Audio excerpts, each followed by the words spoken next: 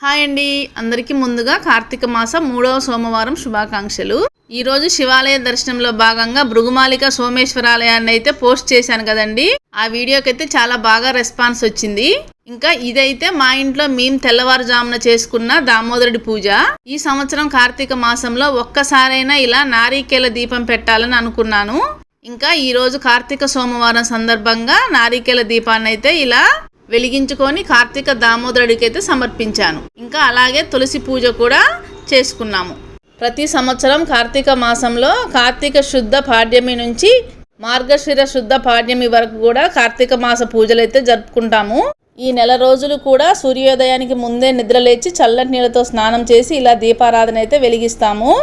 అలాగే సూర్యాస్తమయం తర్వాత కూడా మళ్ళీ స్నానం చేసి దీపారాధన అయితే వెలిగిస్తుంటాను. నేనైతే ఒక 8-9 ఇయర్స్ నుంచి ఇలానే చేస్తున్నాను. మా ఇంట్లో పూసిన గులాబీ పువ్వులు, శంకు పువ్వులతోటైతే ఇలా దేవతామూర్తులందరినీ అలంకరించుకొని పూజా రూమ్లోనైతే ఇలా ఉసిరి దీపాలు మా వారు వెలిగించి హారతి అయితే ఇస్తున్నారు. ఇలా కార్తీక మాస పూజలు చేయబట్టి అప్పుడే 20 డేస్ అయితే అయిపోయింది. ఇంకా 10 డేస్ మాత్రమే ఉంది.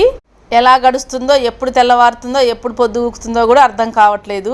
ఈ నెలంతా కూడా ఎప్పుడు నిద్ర లేవాలి, ఎప్పుడు దీపాలు వెలిగించాలి, ఇదే ధ్యాస. ఎలా ఉందండి? నచ్చిందా?